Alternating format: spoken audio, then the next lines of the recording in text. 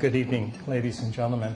It's a real pleasure to be back in Munich. This is the third time I've had the opportunity to speak at a DEG event, and I'm very honored to be invited back yet again. The point that I want to make this evening, I'm going to tell you right now.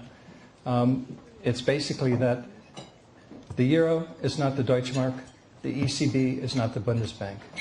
Once you recognize that and understand that, you'll understand the reasons why you need to own gold and silver to help protect the tough times, help protect your wealth and your assets against the tough times that we've got coming. Gold continues to go up, but the reality is that it's not that gold is going up, it's that the purchasing power of currencies is going down. I want to put gold into its proper perspective. You know, a lot of people call gold an investment. Gold is not an investment, it is money.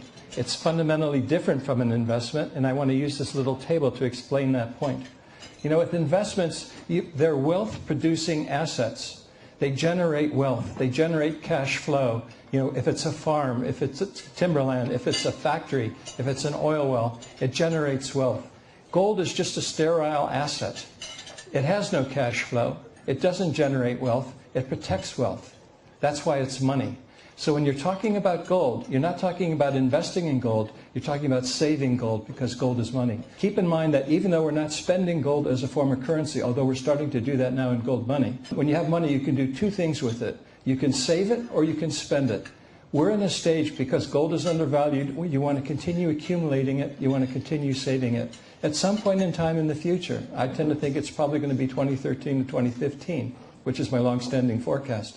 We're going to be spending that gold, we're going to be buying undervalued assets, and we're going to ride the next boom-bust cycle. This also explains why gold is not an investment.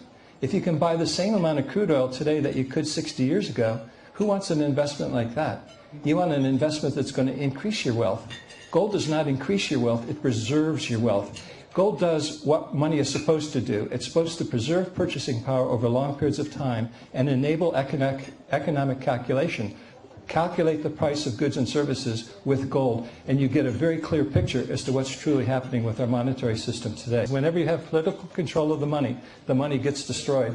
And what happens is when a government is spending too much and the market is unwilling to lend money to the government turns to the central bank and the printing press. Everybody understands that runaway government spending in the United States is leading to hyperinflation, just like it did in Argentina in 1991, just like it did in the Weimar Republic in 1924. And the key to understanding what's happening to the dollar and the various paper currencies or fiat currencies around the world is not so much what's going on in the supply side, even though the supply is increasing, it's what's happening on the demand side. The demand for the dollar is falling. Confidence in the dollar is falling, and it's going to continue to fall because people who are looking at the situation in the United States recognize that Congress is spending money with no discipline. The Federal Reserve is buying that debt and turning it into currency. And let me give you an example. When the Federal Reserve announced quantitative easing back in August of 2010 to the present, the U.S. government debt has increased to about $900 billion.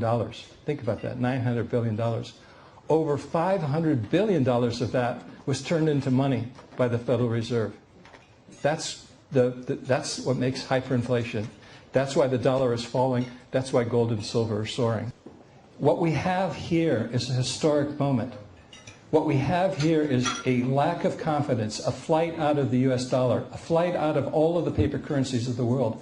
People understand that the game is up. The ability to create money out of thin air with no discipline is coming to an end. And it's going to end in an ugly way unless you own gold and silver to protect yourselves. Ladies and gentlemen, thank you very much.